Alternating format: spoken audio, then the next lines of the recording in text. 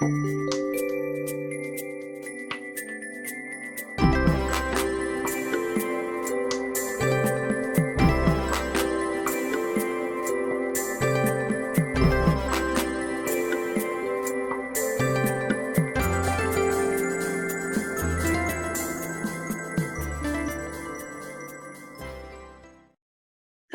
and welcome to Pandora Astrology's monthly horoscope for July of 2023. We are the astrologers of Pandora Astrology. I'm Jamie Kale Miller. I'm in Berkeley, California. And I'm Julia Mijas, and I'm in San Francisco, California. Let's take a look at what's happening this month for you. Well, Capricorn, Ceres is traveling along through Libra. She's right here in your 10th house. Now, Ceres went retrograde in this house, which is the house of career, an area that's near and dear to your heart, Capricorn. And she went retrograde in this house back in February. And so starting in February, you might have noticed some messes going on, particularly financially, or as regards order and being grounded, especially in your career arena. And it might even have affected your reputation. It might have made you look bad as an authority figure. And that could have been quite messy. And it would have happened between early February and early May. And the good news is that you are coming clear of that completely in the middle of the month. It's already great that Ceres is direct. It's already great that at the beginning of July, Ceres has moved on into Libra, and by July 15th, Ceres will have reattained the degree that she was in when she went retrograde, and that's 6 degrees of Libra. And so she's absolutely leaving the field of a financial uproar, and everything is settled down, and whatever plans you have now, whatever new balance you've put into place should hold until the next time Ceres goes retrograde, which will be more than a year from now. And especially if this has made a mess in your career arena or your place of business, because this is in the 10th house, it's just going to feel so good going forward. So Juno is in Cancer all month. She usually spends about 2 months in each sign. She'll be here until the middle of August, traveling along through your 7th house. Now, Juno is an asteroid goddess whose theme is committed partnership, and that can mean marriage or long-term relationship. It can also mean business partnership, and Juno is very interested in equity and fairness and balance in those committed partnerships. She likes to see things balance over time. Juno does understand that, sometimes you need to give for quite a while before you can take, but she does want to see give and take happening over the course of a long-term relationship. Now, she's in the sign of Cancer, which means that she's feeling pretty warm and cozy and nurturing right now. And in your 7th house, she wants you to be experiencing all of the warmth and coziness and nurturing qualities that you can have with your partner. Again, whether that's like a spouse or more like a business partner. So this is a lovely transit, and it bodes fair to bring more equity and balance and harmony into your committed relationships. Or if you are single and looking, to maybe put you in the path of somebody who could be a good committed partner to you. So if you're looking for a committed partner, this is a really great transit for that too. And Juno is going to be in this house until the middle of August. So that gives you some time to look about you. And let's look at Chiron. Chiron is traveling through Aries, which is a 7-year journey. And Chiron's about halfway through, a little bit more than halfway through. Chiron, as the wounded healer, tends to bring up old wounds to the surface for healing. And being in Aries, that wounding can have to do with self-protection, anger, the ways in life that you may feel like you've had to fight for everything that you have, or always push to protect yourself. And so if there is residual anger or other forms of buried wounding, like a wounded warrior that lives within you and that has never healed before, Chiron in his 7-year journey wants to bring that stuff up to the surface and heal it once and for all. Now, this Chiron is traveling through your fourth house, and so this can bring up things in your family or your home environment. In other words, there may be some old anger that you harbor towards a family member. It might be that you grew up at home with a parent who was angry or even ragey. It may be that you felt that you couldn't assert yourself against the will of a family member, and that part of the healing here might be getting your own self-determination, asserting yourself and figuring out how to defend and protect yourself, or releasing and healing some old anger that you had to put into deep storage for a while. So Chiron is going to go retrograde on July 23rd. And when he goes retrograde, oh, doesn't like it. Okay, let's try that again. July 23rd. Yep, there he is retrograde. The little red RX symbol lets us know. He's going to be retrograde for several months, really deepening this journey to discover what are the old wounds being triggered right now, and how could you heal those wounds forever so that this doesn't even have to be a trigger again. And it might involve some raging moments, but that healing, to my mind, is absolutely worth the price of the ticket. Especially if it leads to you having a more healed experience of life in your own home or among your family members. So, hey, Julia, what's up with Mars, Mercury, and Venus for the Capricorns of the world? Hey there, Capricorn. Lots of things happening in your 8th house this month. This is a house of shared finance. So the money you share with the people closest to you, such as your family members or your spouse. It represents inheritances, joint credit cards, for example. It also represents the money you share with institutions like banks through investments, bonds, also taxes, loans, mortgages, all ruled by the 8th. The 8th house is also a house of social taboos as well, and can represent research and investigation.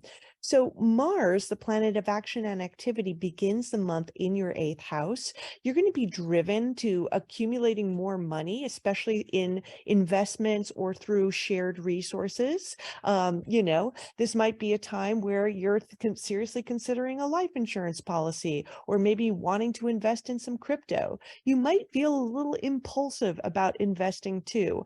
So I would just generally say to kind of, with Mars, we can do things a little bit impulsively. I would just kind of wait a little bit of time before making an investment and not doing something super, super quickly.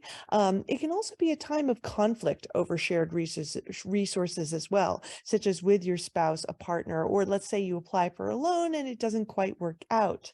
Then by July 10th, Mars enters your 9th house. This is a house of education, exploration, and travel. It can also represent legal matters too. So if you're in school and you have Mars in the 9th house, this might be a time where you're not seeing eye to eye with any educators around you, where you might feel a little frustrated at school or run into some conflict, but you could also feel very driven to learn new things at the same time. Mars in the 9th house can be a great time for a new experience, such as that, especially one that's physical, like going out for a hike somewhere, or, just getting out into the sort of great outdoors with Mars in the 9th and using your body in some way. Now, if you can't travel right now, you might find yourself getting a little bit of frustrated and a little bit of kind of stir crazy because you just want to go out and have fun, and maybe there are things and responsibilities holding you back. Mars in the 9th house can be a little bit of a tricky time with legal affairs, getting a parking ticket or having something not go quite your way in a legal context as well. Since the 9th house is the house of opinions and beliefs, you might be a little extra outspoken and bold and direct about your opinions and belief, and also more willing to fight over them too, with Mars in the ninth. Now, Mercury, which represents your mind, starts the month off in your seventh house. This is a house of your romantic relationship and any other important partners in your life, like a business partner. And with Mercury in the seventh, you might find that you are wanting to hire consultants to help give you advice, and that you're seeking your partner out to try to understand something in your life. You really want a sounding board with this transit, somebody to bounce your ideas off of instead of keeping them all to yourself. And if you're single, you could be thinking a lot about dating or what you want your next relationship to be like. Then by July 10th, Mercury moves into your eighth house of shared finance, just as Mars moves out of here. So when Mars moves out and Mercury moves in around July 10th, this is going to be a great time to do a lot of research and investigation into investments or loans or grants or mortgages you might want. Mercury is the thinker in you. So you can really, really drill deep into something, maybe even hire someone for financial advice would be a great, great use of that transit. And it's a good transit for any type of research, especially if you're doing something in school or in your professional or personal life. By the end of the month, July 28th, Mercury goes into your ninth house, joining Mars. And this is going to just make you even more keen to learn, more keen to travel, more keen to maybe plan out your next big trip if you can't go on one right now. Both Mercury and the ninth house love learning and travel. So these are in many ways a natural fit together. Now, finally, Venus, our favorite, because she's the relationship planet. She represents pleasure and beauty. She starts the month in your eighth house, and she's going to stay here for a long time because she's about to do a retrograde cycle here at the end of the month. But first, I'll just talk about what it's like having her in the eighth.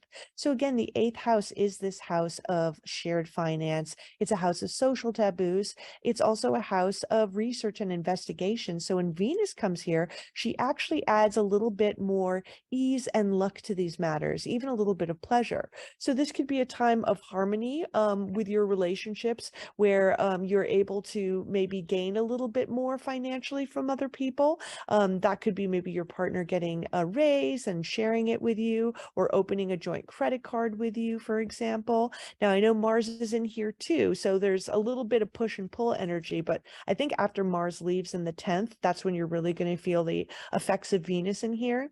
Now, Venus in the eighth can also make you find pleasure in social taboos. Maybe you're more drawn to mystery crime shows, more drawn to sort of darker sexual matters, wanting to get more intimate with your partner in some way. It can also be a great time for making psychological breakthroughs because the eighth house is a psychological house, especially when Mercury comes in here at the 10th. This would be a great time to hire a shrink and talk things through. Now, by July 22nd, Venus is going to go retrograde here, and she's going to stay here for a lot of the summer retrograde. So when Venus goes retrograde, it's a time of relationship review for us all.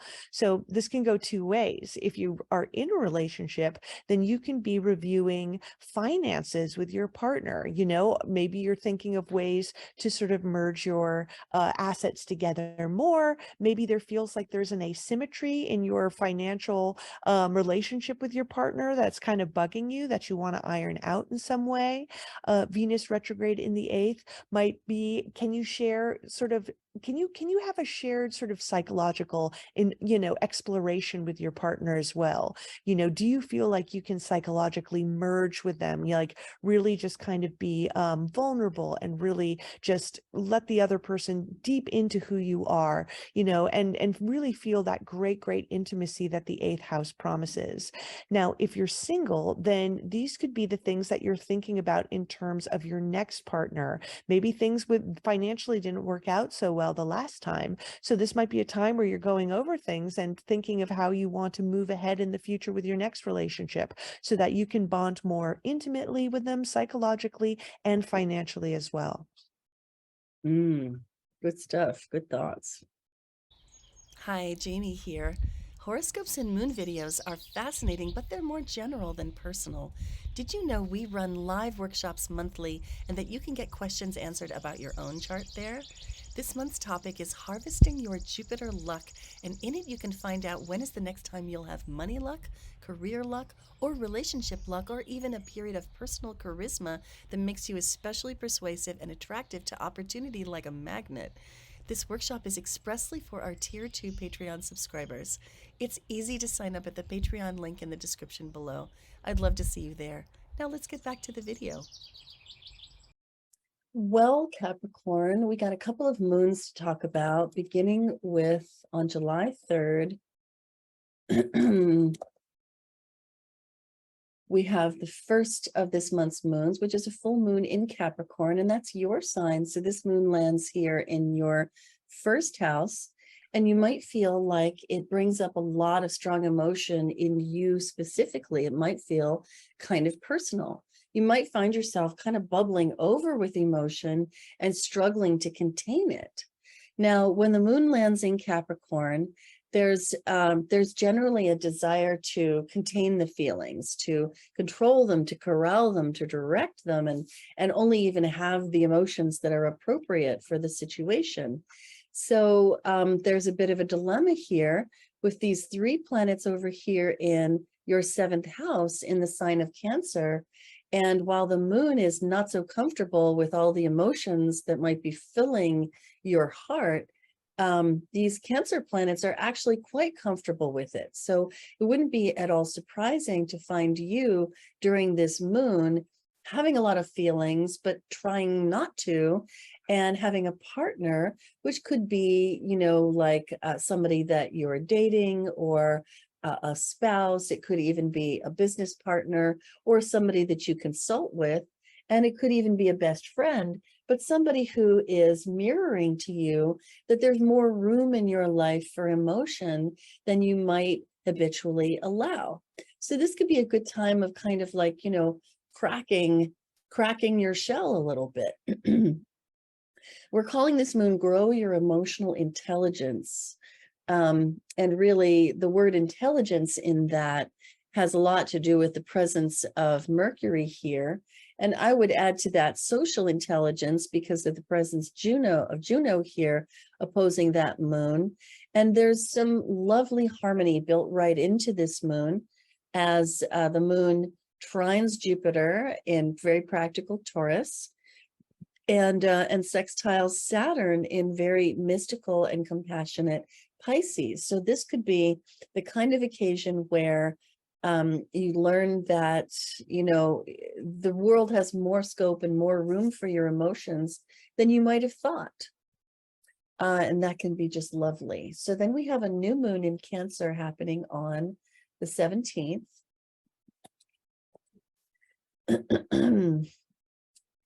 And that lands right in your seventh house, which is so very full and busy here at the beginning of the month, really bringing a lot of emphasis and energy to the domain of partnership and partners in general. A new moon is a time of new beginnings, and this one has some interesting complexity. It is going to be a good time for planting seeds, particularly the seeds of care and nurture and bonds that can be built over time. But there is a pesky planet Pluto right here across from the sun and the moon. And this Pluto being in your own first house, you might even find yourself identifying with this Pluto and feeling like you just are so vulnerable, maybe even exposed, and like you have got to be in control of the situation. And then your partner might push back against that. They might be having feelings of their own. Now, we're calling this moon Brilliant Psychic Insights, actually.